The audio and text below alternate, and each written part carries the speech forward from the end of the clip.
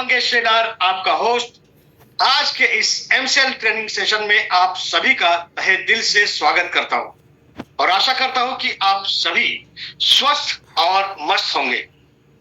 दोस्तों, भारत के 78वें स्वतंत्रता दिवस की आप सभी को हार्दिक शुभकामनाएं। भारत पारतंत्र से स्वतंत्र तो हो गया, लेकिन आर्थिक आजादी, आर्थिक स्वतंत्रता आज भी बाकी है। और दोस्तों, यही मिशन है एमसीएल परिवार का। दोस्तों, इस मिशन में हम कामयाब होंगे और इस आर्थिक स्वतंत्रता को हम पाकर रहेंगे, ये वादा है। तो चलिए दोस्तों, कैसे जानते हैं आज के इस सेशन से, जो है revolution to make India great again episode 53। लेकिन इसके पहले चंद महत्वपूर्ण बातें आज के इस वेबिनार के बारे में। दोस्तों, यह वेबिनार एक टेलीविजन प्रसारण की तरह है, जिसमें आप सभी मुझे देख और सुन सकते हैं, लेकिन मैं आपको देख नहीं सकता। आप सभी से यह नम्र निवेदन है कि कृपया अपना अपना इंटरनेट कनेक्शन चेक कर लें। अपने साथ एक पानी की बोतल, नोटपैड और पेन रखें। और एक जरूरी सूचना, दोस्तों, चैट बॉक्स में जो लिंक आप लोगों के साथ शेयर की गई है, उस लिंक के ऊपर जाकर आपका फीडबैक हमारे साथ शेयर करना ना भूलिए। तो चलिए आगे बढ़ते हैं एमसीएल प्रोजेक्ट्स वीडियो के साथ।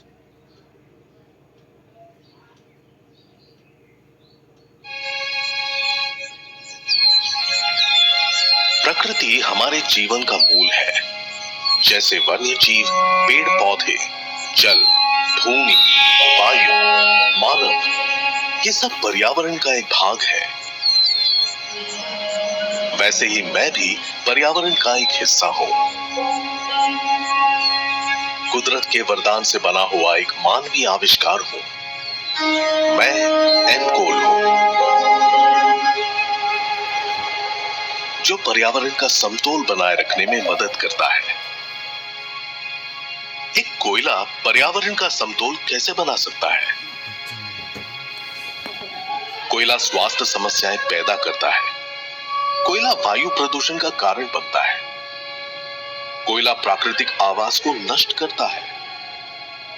फिर कोयला समतोल कैसे बनाएगा? आपके इस सवाल का जवाब मेरे निर्माण के सफर में छुपा हुआ है।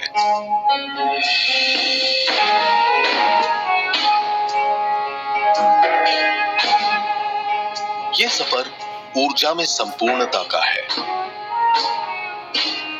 किसानों में सशक्तिकरण का है,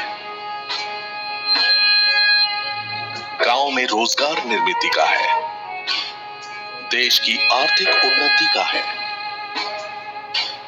यह सफर पर्यावरण की रक्षा का है। मेरा यह सफर जैविक खेती से शुरू होता है। नेपियर घास मेरे उत्पादन का सबसे महत्वपूर्ण हिस्सा है। यह फसल उगाने में ज्यादा मेहनत नहीं लगती और इसकी फसल मिट्टी को सशक्त बनाती है। फसल पूरी तरह से तैयार होने के बाद उसे नैसर्गिक तरीके से सुखाया जाता है। सुखाने के बाद उसके अंदर पानी की मात्रा और कम करने के लिए घास को छोटे छोटे हिस्सों में काटकर भट्टी की गर्म भाप से गुजारना पड़ता है।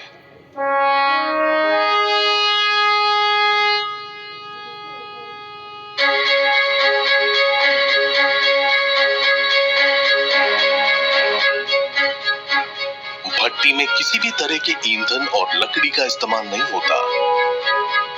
उसमें मेरे ही अंश जलाए जाते हैं, जिससे कोई प्रदूषण नहीं होता। नेपियर घास भट्टी में अच्छी तरह से सूखने के बाद आखिरी पड़ाव में मुझे वो रूप मिलता है जो मुझे प्रकृति की रक्षा करने की क्षमता देता है।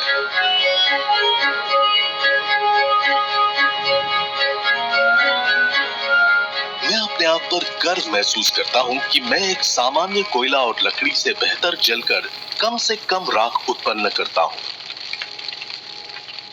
जिससे मैं पर्यावरण को प्रदूषण और मानव शरीर को हानिकारक बीमारियों से दूर रखता हूं। हाल ही में आईपीसीसी ने मानवता के लिए कोड रेड की घोषणा की है और इस चेतावनी को नजरअंदाज करना हमारी भूल होगी। प्रकृति की सुरक्षा और संरक्षण का साथ देना हमारी जिम्मेदारी है और इसी के लिए मेरा जन्म हुआ है। चलिए अपने आने वाली पीढ़ी के लिए कुछ बेहतर करते हैं। एम पोल का इस्तेमाल करके उन्नति की ओर एक कदम बढ़ाते हैं।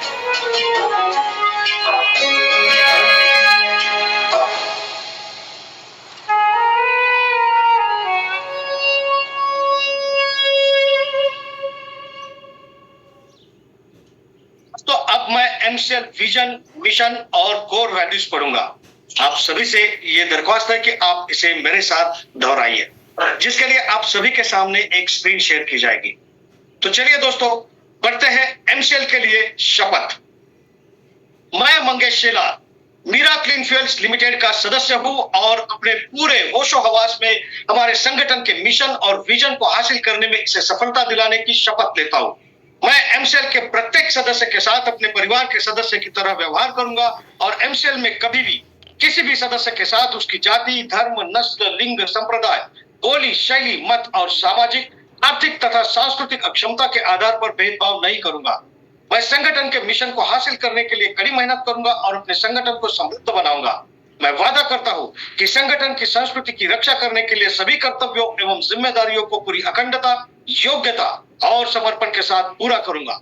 मैं हमेशा एमसीएल के प्रमुख मूल्यों, नीति संहिता और आचार संहिता का पालन करूंगा।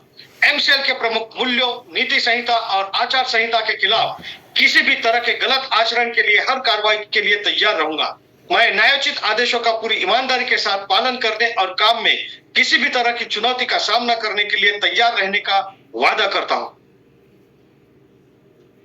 एमसीएल विजन 2030 तक भारत को ईंधन के क्षेत्र में आत्मनिर्भर बनाना। लक्ष्य एमसीएल एक ऐसी मूल्य श्रृंखला विकसित करने के लिए प्रतिबद्ध है जो ऊर्जा, पर्यावरण और आम लोगों को सशक्त बनाने के लिए समर्पित है। बुनियादी मूल्य नवाचार, कुछ नया करना है तो पुराने तौर तरीकों से काम करना बंद करें। पर्यावरणवाद, अगर पर्यावरणवाद के हित में सोचना कोई सिद्धांत है तो इससे बेहतर सिद्धांत दूसरा नहीं हो सकता। देशभक्ति, यह केवल भावना की बात नहीं बल्कि अपने देशवासियों की सेवा करने की योग्यता की बात है। नैतिक आचार संहिता, निष्ठा, हम अपने व्यवसाय में निष्पक्ष, ईमानदार, पारदर्शी रहेंगे और हम केवल सही काम करेंगे, भले ही कोई भी आसपास न हो। जिम्मेदारी, हमें जो काम सौंपा गया है उसके लिए हम 100% उत्तरदायी होंगे। साथ ही हम अपने ग्राहक, कर्मचारी, सदस्य, पूर्तिकार और समुदाय सहित सभी हितधारकों के प्रति उत्तरदायी होंगे। अनुराग, हम हर कार्य को मन लगाकर पूरे ध्यान के साथ करेंगे ताकि हमारे उत्पादन, हमारे नवीनीकरण, हमारे परिचालन और व्यवसाय के काम में सबसे ऊंचा मानदंड और गुणवत्ता का पालन हो सके। आदर, अपने सभी हितधारकों के प्रति हम हमेशा विनम्र और भरोसेमंद बने रहेंगे ताकि अपने हर चरण में भी प्रगति कर सके। मानवता, हम अपने व्यवहार से यह दिखलाएंगे कि हमारा एक ही धर्म है, मानवता की सेवा। आचार संहिता, हमारे एमसीएल के मिशन को हासिल करने के लिए एमसीएल से जुड़े हर व्यक्ति को आजीवन इस आचार संहिता का पालन और प्रचार करना चाहिए। गोपनीयता अनुरक्षण, एमसीएल आपको बहुमूल्य जानकारी सिखाती है और बांटती है। उस गोपनीय जानकारियों को अपने परिवार के सदस्यों और करीबी दोस्तों सहित किसी भी व्यक्ति को नहीं बताना चाहिए। आपको जो डिजाइन, ड्राइंग और दस्तावेज बताए और दिए गए हैं उन्हें किसी भी व्यक्ति के साथ बांटने के लिए ईमेल न करें और न ही इसकी फोटोकॉपी तैयार करें। जितनी जल्दी हो सके घमंड करना छोड़ दे। हमेशा शांत, विनम्र और सभ्य बने रहे। आलोचना, बुराई और परिवाद करना बंद कर दे। एमसीएल समुदाय में किसी भी व्यक्ति के बारे में बुरी बात न करे। एमसीएल के हितधारकों के बीच हर तरह के आर्थिक व्यवहार को लेकर हमेशा पारदर्शी बने रहे। याद रखें कि हमेशा धनराशि आपके द्वारा किए गए कष्ट की प्रतिफल होगी। किसी भी प्रकार के प्रतिस्पर्धी कारोबार, एमएलएम, धर्म या राजनीति को बढ़ावा देने वाली बातों की हमारे समुदाय में बिल्कुल भी अनुमति नहीं है। समयनिष्ठा सफलता की कुंजी है। एमसीएल समुदाय द्वारा बुलाई गई हर बैठक के लिए सभी को समय पर उपस्थित रहना चाहिए। ज्येष्ठ और वरिष्ठ जनों के लिए आज्ञाकारी रहे। समुदाय के साथी सदस्यों, कनिष्ठों और महिलाओं की सुरक्षा करें। आपके साथ हर व्यक्ति को सुरक्षित महसूस होना चाहिए। वास्तविक और निष्ठावान प्रशंसा करें। हमेशा अपने आसपास के लोगों को उनके सकारात्मक गुणों की अन्वेषणा के माध्यम से प्रेरित करें और उन गुणों के बारे में सार्वजनिक रूप से प्रचार करें। समुदाय के साथी सदस्यों पर नजर रखें। यदि आपको कोई सदस्य नियमों का उल्लंघन करता हुआ नजर आता है तो कृपया इसे लिखित रूप से प्रशासन की जानकारी में लाने से न हिचकिचाएं। उल्लंघन करने वालों को सख्ती से दंडित, निलंबित, निष्कासित किया जाएगा। तो चलिए दोस्तों आगे बढ़ते हैं हमारे आज के सुविचार यानी कि आज के हमारे थॉट ऑफ द डे की ओर। आज का हमारा थॉट ऑफ द डे है the struggle you are in today is developing the strength you need for tomorrow. जी हाँ दोस्तों, आप जिस संघर्ष पे आज है उससे वह ताकत विकसित हो रही है जिसकी आपको कल जरूरत होगी। जी हाँ दोस्तों, 100% सही है। आज एमसीएल भी ऐसे ही एक भारी संघर्ष से गुजर रहा है, लेकिन बहुत ही जल्द यह संघर्ष खत्म होगा और एक नया सवेरा आएगा। दोस्तों चलिए इसी उम्मीद के साथ आगे बढ़ते हैं और बुलाते हैं हमारे आने वाले अगले स्पीकर को। So ladies and gentleman, let's welcome executive director of MCL miss Prachi Dhole. Thank you Mangesh sir. नमस्कार। एमसीएल परिवार में एक बार फिर से आपका स्वागत है और चलिए हम बढ़ते हैं आज के वेबिनार सेशन की ओर। आज की जो कहानी है वो कहानी है यूपी के गोरखपुर में रहने वाले एक मॉडल किसान की जिनका नाम है हरीश चंद्र जी। तो अभी ऐसा क्या है कि जिन्होंने ये मॉडल पूरे यूपी के लिए तैयार किया, जहाँ पे इनके पास जमीन ज्यादा नहीं, सिर्फ 1 एकड़ जमीन है।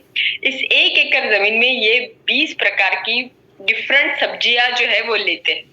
जहाँ पे वो पहले सालाना सिर्फ 10,000 रुपए कमाते थे, आज वो वहां पे 2.5 से 3 लाख रुपए कमाते हैं।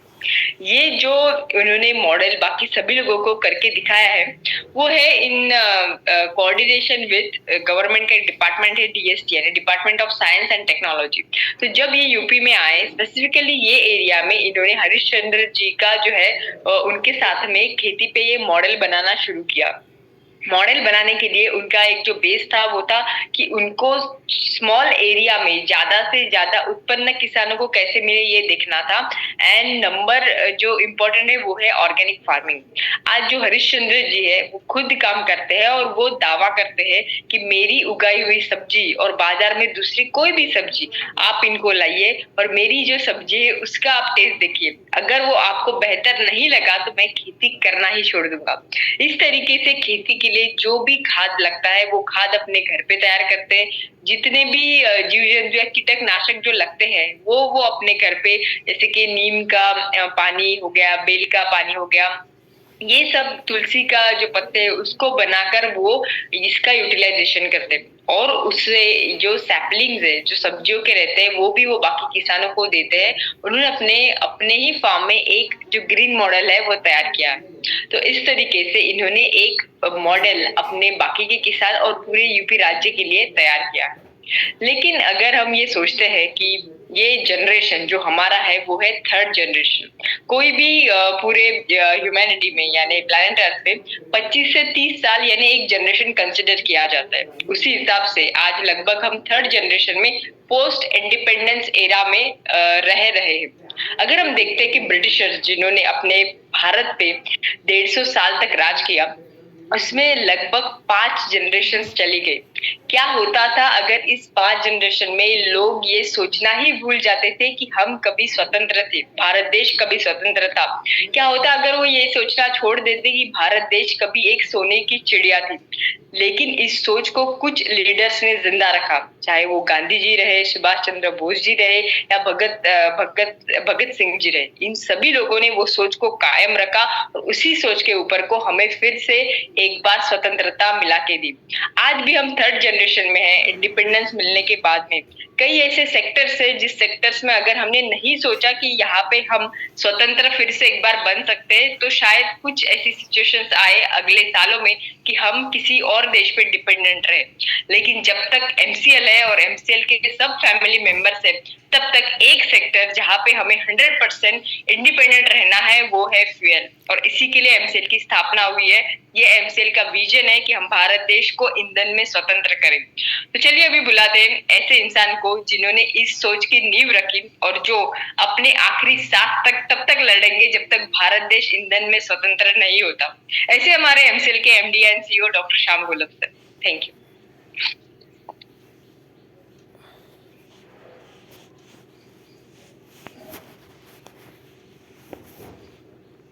Thank you madam. दोस्तों नमस्कार, मैं डॉक्टर श्याम गोलब फिर से एक बार आपका इस ट्रेनिंग सेशन में स्वागत करता हूं। मैं आशा करता हूं कि आप सभी लोग स्वस्थ हैं और आप अपने साथ अपने परिवार का यानी घर का परिवार और एमसीएल परिवार दोनों का ख्याल रख रहे हैं। मैं ये भी उम्मीद करता हूं कि आप सभी लोग 1 घंटा बहुत अच्छी एक्सरसाइज कर रहे हो, अपने हार्ट अपने लंग को मजबूत कर रहे हो और अपनी इम्यूनिटी को बढ़ा रहे हो। तो चलिए शुरुआत करते हैं आज के इस सेशन के साथ। तो सर शुरुआत करते हैं एमसीएल फंडिंग स्टेटस के साथ। एमसीएल अपने फंडिंग का पहला ट्रांच इस महीने में रिसीव करेगा और ऐसे कुल 6 ट्रांच हमें इस साल में यानी 31 मार्च 2025 तक पूरे करने हैं। लेकिन दोस्तों इस एक ट्रांच के बाद ही एक बहुत बड़ा बदलाव हमारे फैमिली में होगा, क्योंकि इस ट्रांच के साथ ही हम अपने सभी शेड्यूल्ड एमकोल के प्रोजेक्ट, एमसीएनजी के प्रोजेक्ट उसकी शुरुआत करेंगे। क्योंकि ये प्रोजेक्ट जैसे जैसे आगे बढ़ेंगे वैसे वैसे उनकी जो जरूरत है वो आने वाले ट्रांच में होगी। आने वाले 6 से 7 महीने में हमारे बाकी के 5 ट्रांच भी आएंगे।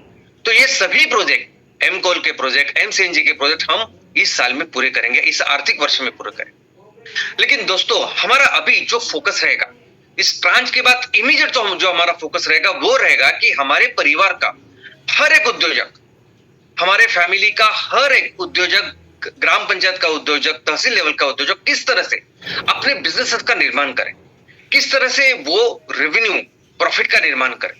क्योंकि जब वो निर्माण करेगा बिजनेस का, रेवेन्यू का, प्रॉफिट का, तो वो अपने आजू बाजू जो हमारे किसान हैं उनको भी इनकम जनरेट करके देगा।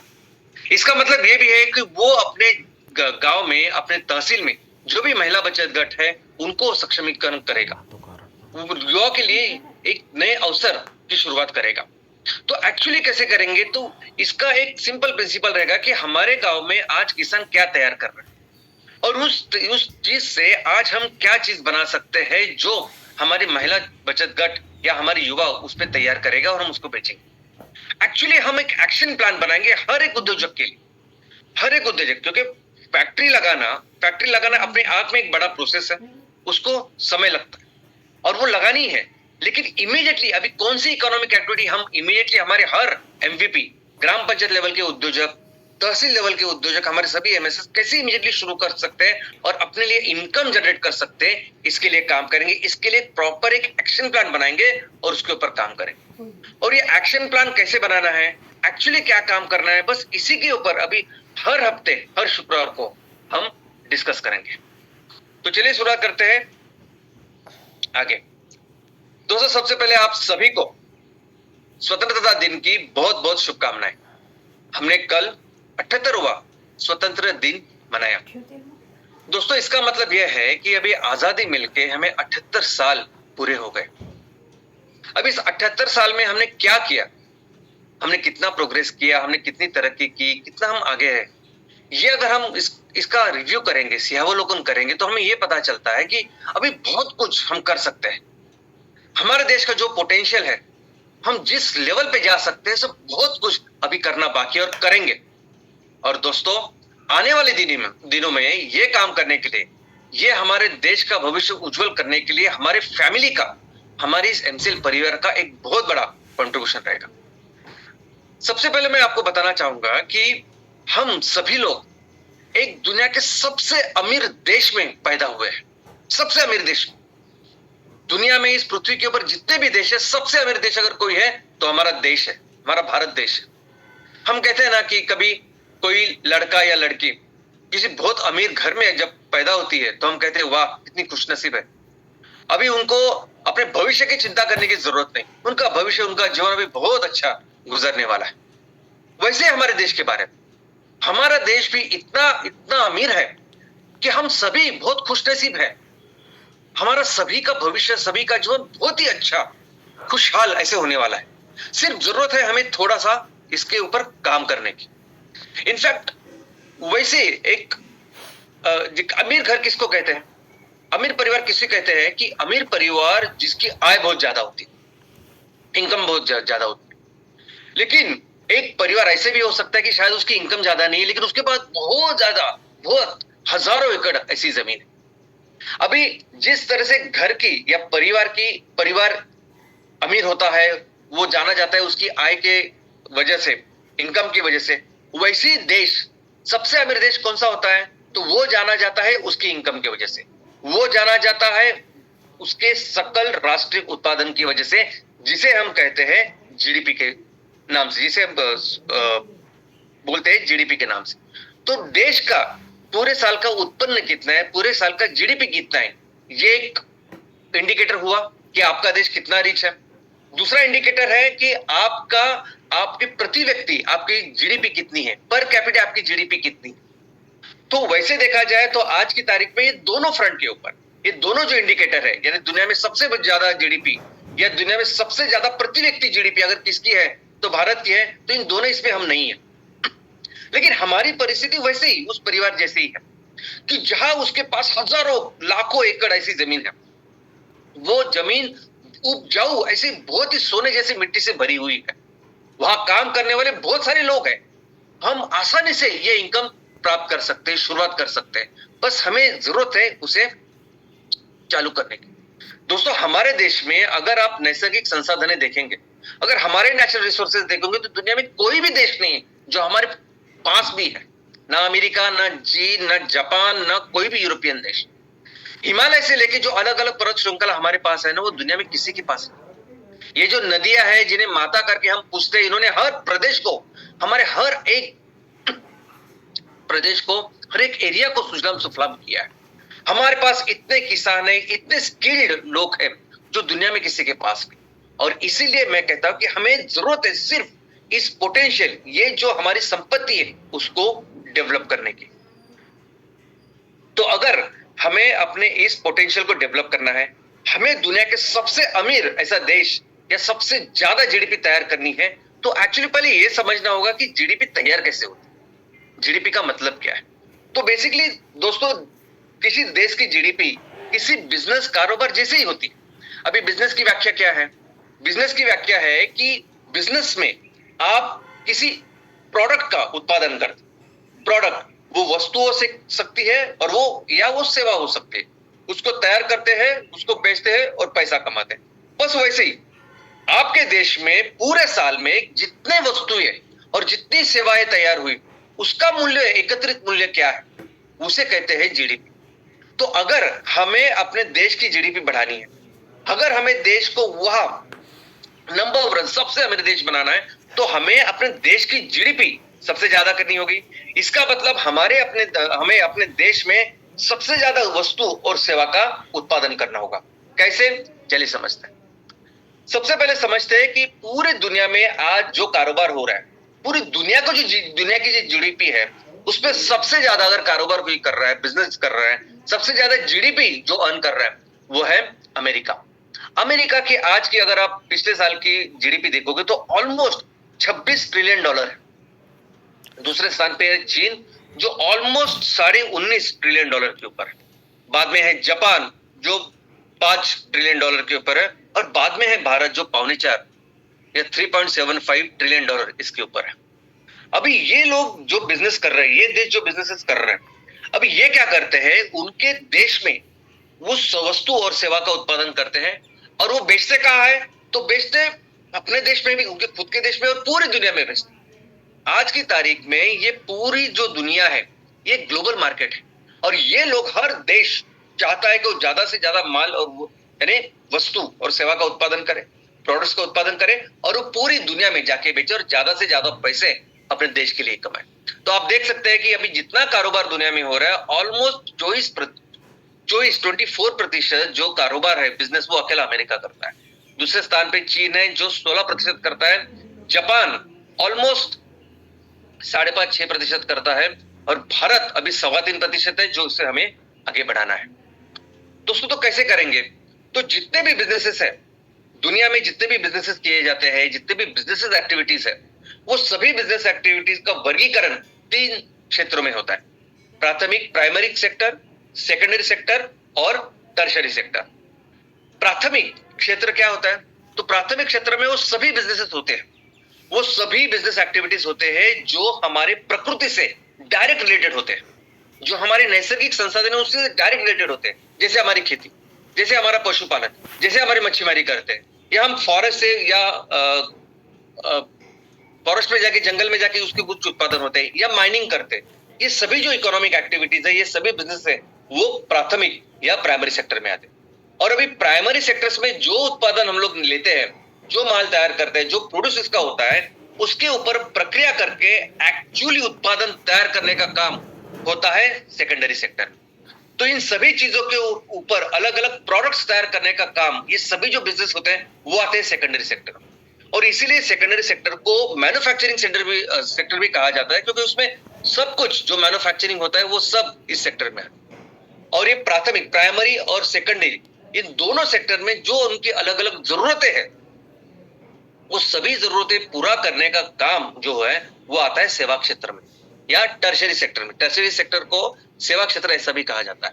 तो सब कुछ यानी transportation, logistic, communication, insurance, funding, finance, ये सब कुछ, इन दोनों को चीजों को जो चीजें लगती है वो सब चीजें आती है टर्शरी सेक्टर। इसके अलावा प्राइमरी और सेकेंडरी सेक्टर में जो लोग काम करते हैं उनकी जो जरूरतें होती है लोगों की, वो भी आती है सेवा क्षेत्र में। तो मेडिकल, एजुकेशन, ये सब कुछ आता है टर्शरी या सेवा क्षेत्र में। लेकिन दोस्तों, आज अगर आप पूरे दुनिया की इकोनॉमी देखेंगे तो पूरी दुनिया में जितनी भी जीडीपी तैयार होता है, हर देश जितना भी जीडीपी या इनकम तैयार करता है, सबसे ज्यादा इनकम किससे आता है? तो सबसे ज्यादा इनकम आता है सेवा क्षेत्र से। सबसे ज्यादा इनकम आता है टर्शरी सेवा क्षेत्र, उससे। उसके बाद है मैन्युफैक्चरिंग और बहुत थोड़ा सा कंट्रीब्यूशन है प्राथमिक या प्राइमरी सेक्टर का। तो पूरी दुनिया का ओवरऑल ये ढांचा है। और वही हर देश का भी अगर आप देखो तो सबसे ज्यादा सेवा क्षेत्र है, हमारे देश का भी सबसे ज्यादा सेवा क्षेत्र टर्शरी, बाद में मैन्युफैक्चरिंग और बाद में एग्रीकल्चर। लेकिन इस पूरे बिजनेस को कैसे बढ़ाना है? अगर हमें अपनी जीडीपी तैयार करनी है, जीडीपी बढ़ानी है, तो एक्चुअली क्या करना होगा? ये 3 क्षेत्र तो है, तो किसके ऊपर काम करना होगा कि जिसकी वजह से ये सभी क्षेत्र अच्छी तरह से विकसित हो गए? तो वो है मैन्युफैक्चरिंग। इस पूरे प्रोसेस को, इस पूरे जीडीपी फॉर्मेशन के प्रोसेस को, इनकम बढ़ाने की जो प्रक्रिया है, उस प्रक्रिया का, इस पूरे प्रोसेस का अगर इंजन कोई है तो वो है मैन्युफैक्चरिंग। दोस्तों, मैन्युफैक्चरिंग सबसे इंपॉर्टेंट, सबसे जरूरी चीज है। एक बार उसकी शुरुआत हुई तो सब चीजें अपने आप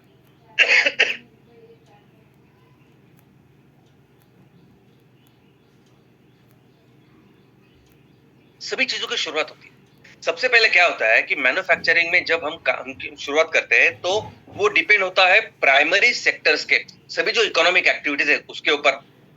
तो जब भी मैन्युफैक्चरिंग को हम डेवलप करते हैं तो इनडायरेक्टली हम डेवलप करते हैं प्राथमिक, ये प्राइमरी सेक्टर्स को।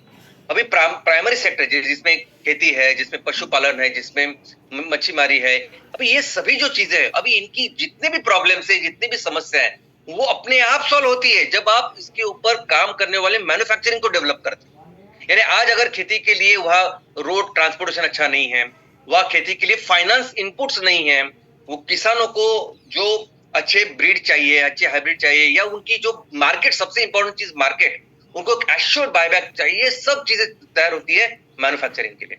तो जब भी मैन्युफैक्चरिंग सेक्टर के ऊपर हम फोकस करते हैं, काम करते हैं, तो अपने आप ये सभी जो प्राथमिक या प्राइमरी सेक्टर में जितने भी बिजनेस एक्टिविटीज है उसको हम डेवलप करते हैं। और जैसे जैसे ये दोनों डेवलप होते हैं वैसे वैसे इनकी जरूरतें ज्यादा होती है, तो आई मीन डिमांड बढ़ती है, और वैसे ही सेवा क्षेत्र डेवलप होता है। तो सेवा क्षेत्र अपने आप डेवलप होता है बिकॉज जरूरतें ऐसी होती है। जरूरत होती है ट्रांसपोर्टेशन की, कम्युनिकेशन की, जरूरत होती है होटल्स की, जरूरत होती है कि ये सभी लोग जो इसमें काम कर रहे हैं, जो मैन्युफैक्चरिंग में है या किसान या बाकी गांव के लेवल पे प्राथमिक क्षेत्र में काम कर रहे हैं, जब भी इनका इनकम भी बढ़ता है तो इनके लिए जरूरत होती है मेडिकल की, इनके लिए जरूरत होती है एजुकेशन की, इनके लिए जरूरत होती है एंटरटेनमेंट की, इनके लिए होटल, रेस्टोरेंट, ये सब कुछ चीजें होती है सेवा क्षेत्र में बढ़ती है। तो सब कुछ जो बढ़ता है, सब कुछ जो आगे चलता है, जिसके वजह से जीडीपी अच्छी तरह से बढ़ सकता है, वो है मैन्युफैक्चरिंग। मैन्युफैक्चरिंग ये सभी चीजों का इंजन है। इनफैक्ट यही चीज आप देखोगे पूरी दुनिया में, वही देश, जो देश अभी दुनिया में सबसे बड़ी इकोनॉमी है, वही देश मैन्युफैक्चरिंग में भी नंबर 1 है। आप देखोगे अभी ग्रॉस प्रोडक्शन दुनिया का जितना भी हो रहा है, चीन उस प्रोडक्शन में उसकी ग्रॉस वैल्यू 35% है, ग्रॉस जितना बनता है, और एक्चुअल वैल्यू जो है वो 29% है। यानी पूरी दुनिया का आज की तारीख में 1/3 माल जो बनता है वो चीन में बनता है।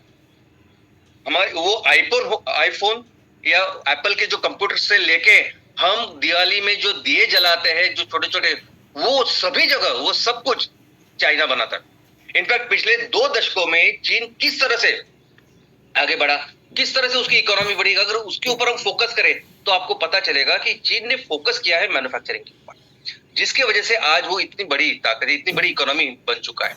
और यही दिख रहा है ओलंपिक में भी। जब आप देश के लिए इनकम बढ़ाते हो, सबके लिए इनकम बढ़ाते हो, तो अपने यहाँ बाकी के क्षेत्र भी डेवलप होते हैं। हमने देखा भी ओलंपिक में भी मैक्सिमम टाइम चीन ही नंबर 1 पे थे, आखिरी समय में फिर अमेरिका नंबर 1 हो गया। तो ये इंपैक्ट होता है जब आप किसी देश की इकोनॉमी या आर्थिक स्थिति मजबूत करते हो। और दोस्तों वैसे हमें भी अगर अपने देश को मजबूत करना है, इनफैक्ट देश का जो हमारे पोटेंशियल है वो तो हम किसी के साथ कंपेयर भी नहीं कर सकते, चीन हो, अमेरिका हो, कोई भी। तो हमारे देश को भी आगे लेके जाना है तो हमें भी फोकस करना होगा इस मैन्युफैक्चरिंग के ऊपर। हमें भी फोकस करना होगा कि किस तरह से ज्यादा हम मैन्युफैक्चरिंग के ऊपर काम करें। अभी देखिए कि हमारे आर्थिक और सामाजिक जो जीवन है पूरे देश का, इसकी नींव है हमारा एग्रीकल्चर, खेती के ऊपर डायरेक्टली इनडायरेक्टली 60% यानी 60% लोग आज भी हमारे देश में खेती के ऊपर डिपेंडेंट है, डायरेक्टली इनडायरेक्टली। अभी ये अगर देखो, अगर और खेती के जितने भी प्रॉब्लम्स है, जितने भी चैलेंजेस है, उसको दूर करना हमारी प्राथमिकता है।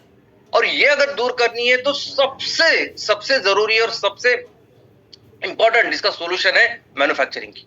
हर कोई चीज जो तैयार कर रहा है हमारा किसान, बस उसके ऊपर हम लोग क्या तैयार कर सकते हैं उसके ऊपर काम करना चाहिए, मैन्युफैक्चरिंग के ऊपर काम करना चाहिए। तो अपने आप ये खेती के जितने भी चैलेंजेस है उनको हम सॉल्व कर सकते हैं।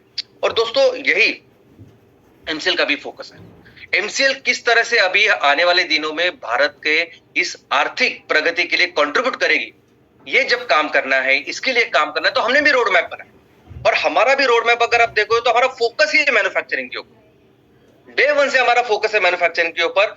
और उसके लिए एक्चुअली आगे क्या करना है, कैसे करना है, उसका रोड मैप क्या होगा, ब्लूप्रिंट क्या होगी, वो भी हमने डिसाइड किया। हमने ये भी सोचा है कि हम एक्चुअली क्या करेंगे, मैन्युफैक्चरिंग यानी एक्चुअली क्या करेंगे वो भी हमने सोचा है। और उसमें नंबर 1 जो हमारा सेक्टर है वो है बायोफ्यूल। दोस्तों आने वाले दिनों में इसी बायोफ्यूल को पूरी दुनिया रिन्यूएबल ऑयल एंड गैस बोलेगी।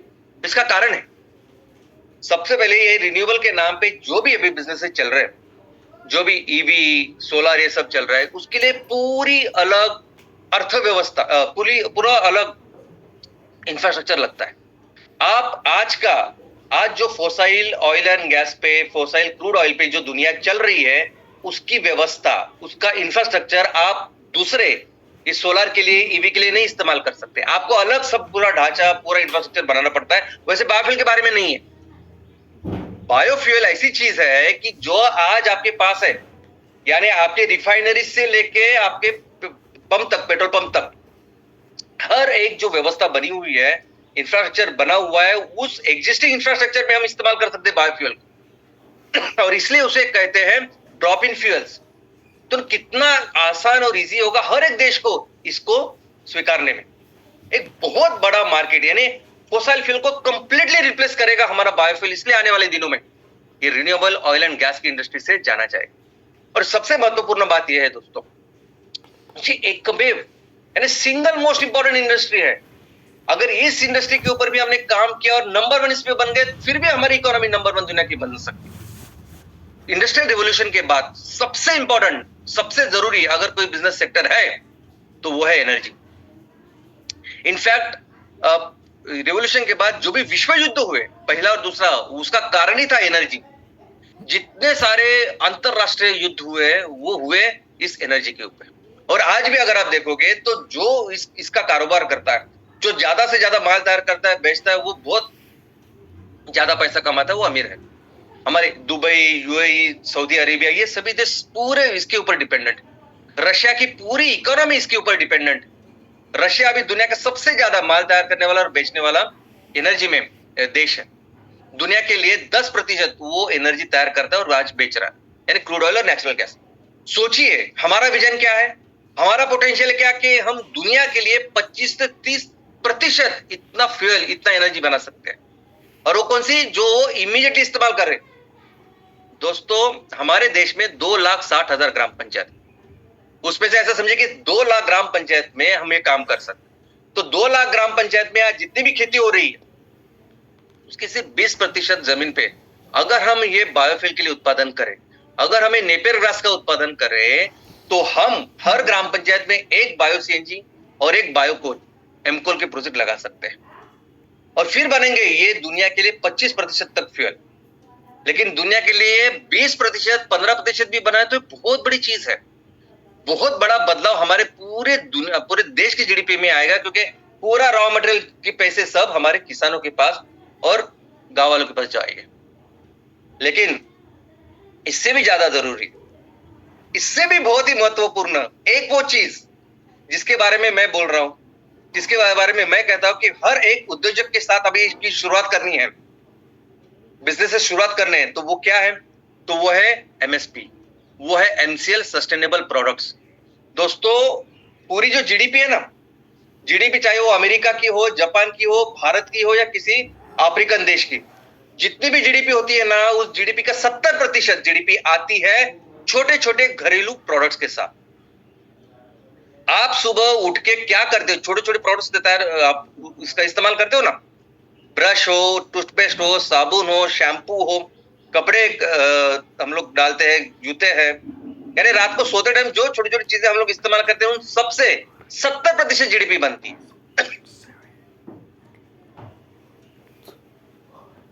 और आज प्रॉब्लम क्या है?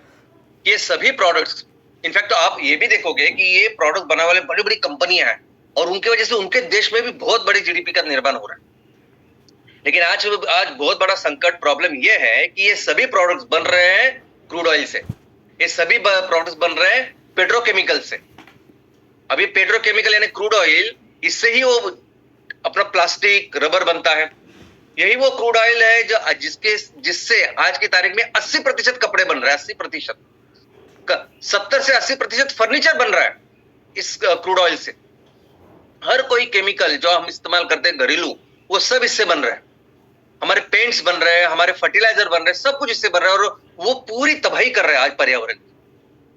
ये सब चीजें हम इस्तेमाल करने के बाद जब छोड़ देते हैं, आप पर्यावरण को कितना डैमेज कर रहे हो, कितना बड़ा प्रदूषण कर रहे हो, हवा, पानी, मिट्टी, इन सब चीज का। और इन सब चीजों को हमें रिप्लेस करना है हमारे ऐसे चीजों के साथ जो हमारी जरूरत भी पूरा करे और प्रकृति का भी ख्याल रखे। और ऐसी चीजें तैयार करने का सिर्फ एक ही तरीका है, वो है हमारी खेती। खेती में हमारे किसान इसके लिए रॉ मटेरियल बनेगा और उससे फिर हम ये प्रोडक्ट्स बनाए, वो कपड़े हो, जूते हो, सब कुछ जो हम लोग तैयार कर सकते हैं, जो हम इस्तेमाल करते हैं आज की तारीख में, हर प्रोडक्ट तैयार हो सकता है। और यही है एमसीएल सस्टेनेबल प्रोडक्ट्स, जिसके ऊपर हम काम करेंगे और आपको अंदाजा ही नहीं कितनी बड़ी एम्प्लॉयमेंट जनरेशन इससे होने वाली है। इसका एक सिंपल प्रिंसिपल होगा, मेरे गांव में, मेरे तहसील में आज किसान क्या तैयार कर रहा है, किसान कौन सी खेती कर रहा है, उस खेती पर आधारित कौन से प्रोडक्ट्स हम तैयार कर सकते हैं जो मार्केट में बेच सकते हैं। और प्रोडक्ट्स बनाने के लिए भी बहुत बड़ी बड़ी फैक्ट्रीज नहीं लगेगी। प्रोडक्ट्स कौन बनाएगा? तो प्रोडक्ट्स हमारे महिला बचत गट बनाएंगे। महिला बचत गट, हमारे युवा, वो अपने गांव में, अपने तहसील में जो है वो बनाएंगे और उसको हम बेचेंगे। और ये जो है प्रोडक्ट्स दोस्तों, उसको सिर्फ हमारे देश में नहीं, पूरी दुनिया में बेच सकते हैं। पूरी दुनिया में इसकी जरूरत है। एक तो ऐसी चीज है, ऐसा सेक्टर है जो दुनिया में कहीं नहीं है, सिर्फ भारत के पास है, हैंडीक्राफ्ट।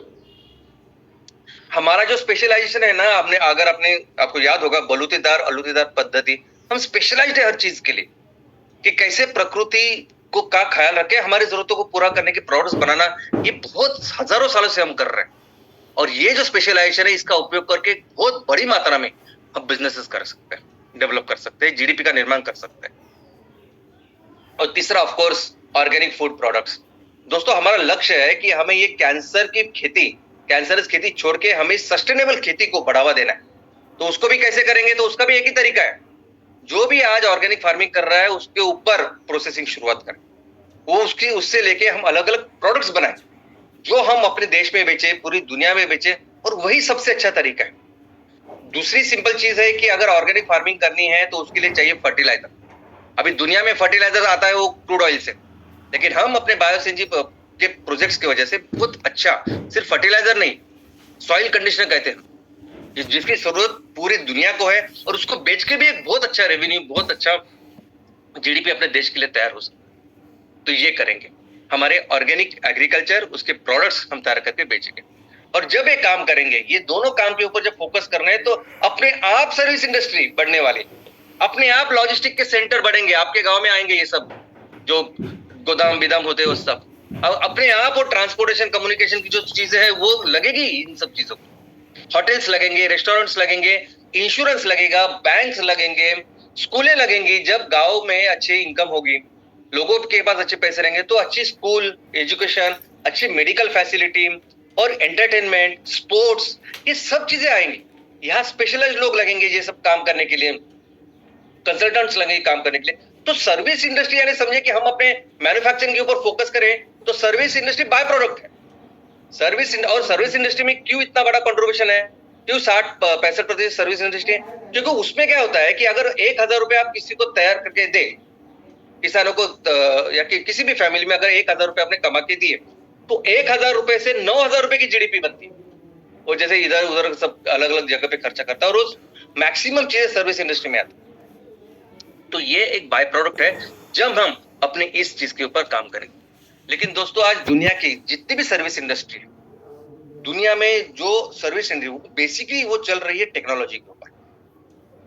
दुनिया में जो सर्विस इंडस्ट्री को जो बेटर कर रही है, अमेरिका के अगर आप बड़ी बड़ी कंपनियां देखती, वो बेसिकली टेक्नोलॉजी के ऊपर काम कर रही है, जिसकी वजह से वो इतनी बड़ी बड़ी कंपनी बन चुकी है।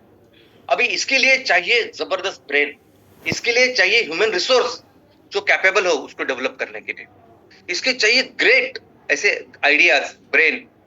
और आज अगर आप देखोगे ना, तो दुनिया में जितनी भी बड़ी बड़ी कंपनियां हैं, मैक्सिमम कंपनियों में सबसे बड़े पोजीशन पे अगर कोई है तो हमारे इंडियंस है, भारतीय है। उन कंपनियों को हमारे भारतीय चलाते हैं। जितनी भी मल्टीनेशनल है, उनके R&D, रिसर्च डेवलपमेंट में अगर आप जाओगे, देखोगे, तो मैक्सिमम आपको भारतीय नजर आएंगे जो काम करते हैं। इनफैक्ट मेरे खुद का अनुभव यह है कि मैं जिस कॉलेज से मैंने डॉक्टरी की है, वहां ऑलमोस्ट आधे लोग अभी आज अलग अलग देश में, और वहां अमेरिका में, यूके में जाके उन्होंने वहां के मेडिकल क्षेत्र में बहुत अच्छा कॉन्ट्रीब्यूशन कर रहे हो, देख रहा हूं मैं। तो हमारे जो ब्रेन है ना, ये बहुत ज्यादा डेवलप्ड, बस इनको वो सपोर्ट अगर मिला तो हम बहुत अच्छी इसमें भी टेक्नोलॉजी डेवलपमेंट, रिसर्च में बहुत बड़ा काम करने वाले हैं। और दोस्तों, मैं क्यों बोल रहा हूं कि हम बहुत ज्यादा डेवलप्ड है, बहुत ज्यादा आगे है, हमारा पोटेंशियल बहुत ज्यादा है। आज लोग जिसके वजह से जीडीपी बना रहे हैं, माल तैयार करके बेच रहे, वो कुछ भी नहीं।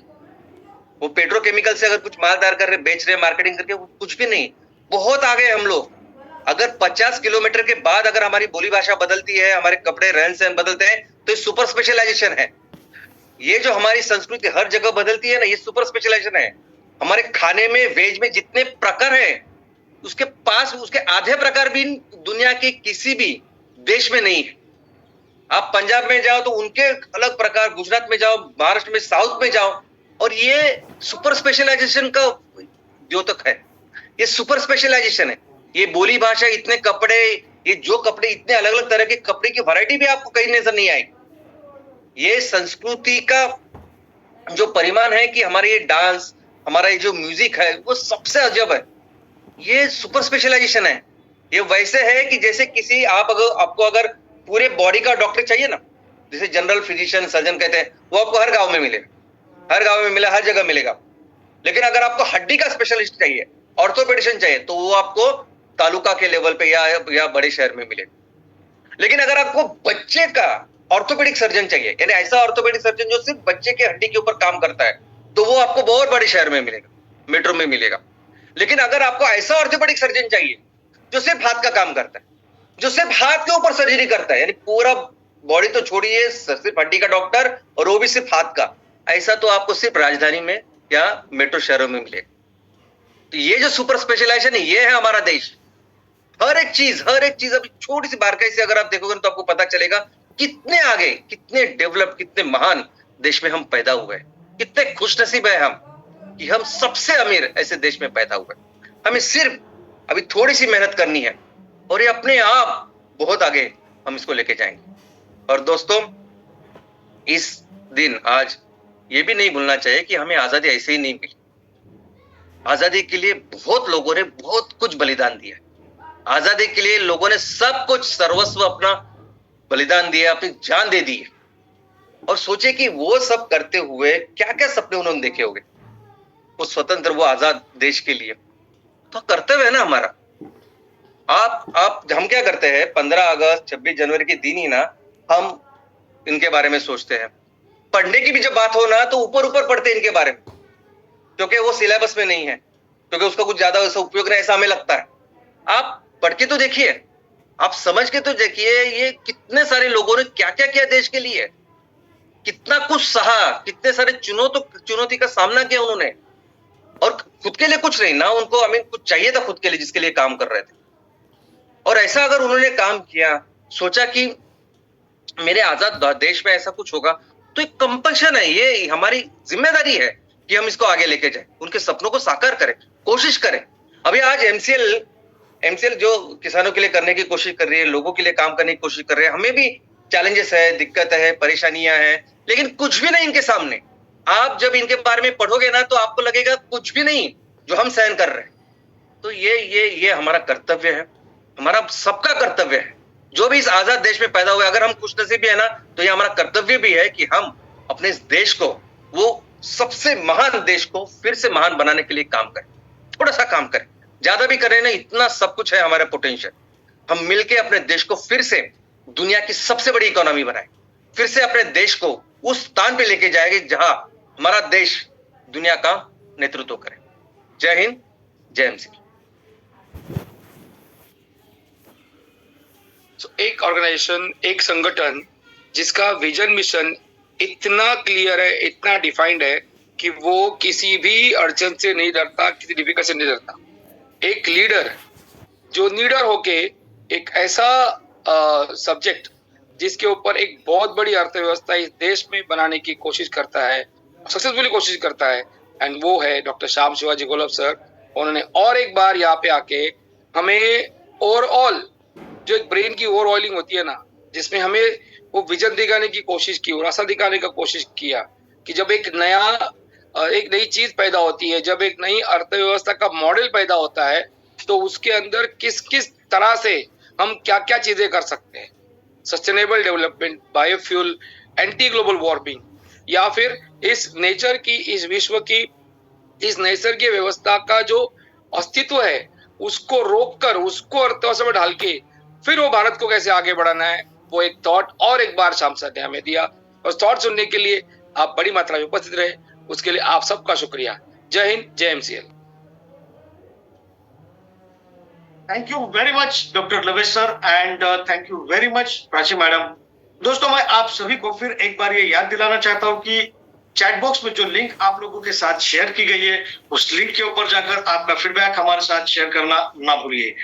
दोस्तों, चलिए आप शुक्रिया अदा करते हैं उस इंसान का जो हमेशा आकर हमें यहाँ पर बताते हैं कि revolution to make India great again. लेकिन रेवोल्यूशन होगा क्या, किस प्रकार से होगा, और इंडिया को ग्रेट बनाना मतलब क्या है। जी हाँ दोस्तों, अर्थव्यवस्था को अगर बदलना है तो लेकिन उसके किस पुर्जे पर हमें काम करना होगा, इसकी क्लैरिटी पूरी तरह से हमें देने के लिए और उस क्षेत्र में हमें अग्रसर बनाने का जो पूरा ब्लूप्रिंट तैयार करके रखा है, उन्हें मैं आप सभी की ओर से शुक्रिया अदा करना चाहूंगा। जी हाँ, हमारे MD and CEO doctor Shyam Golab sir, इनका मैं तहे दिल से शुक्रिया अदा करता हूँ। और साथ ही साथ मैं शुक्रिया अदा करना चाहूंगा हमारे सभी नेशनल सस्टेनेबल कंसल्टेंट्स, हमारे सभी एमएसएस, सभी एमवीपी चैनल पार्टनर्स, और जी हाँ दोस्तों, हमारे इस एमसीएल के साथ जुड़े हुए हमारे परिवार के सभी सदस्यों का, क्योंकि आप सभी लोगों के विश्वास के साथ ही एमसीएल इंच इंच आगे बढ़ रहा है। दोस्तों, बहुत जल्द आने वाले दिनों में हम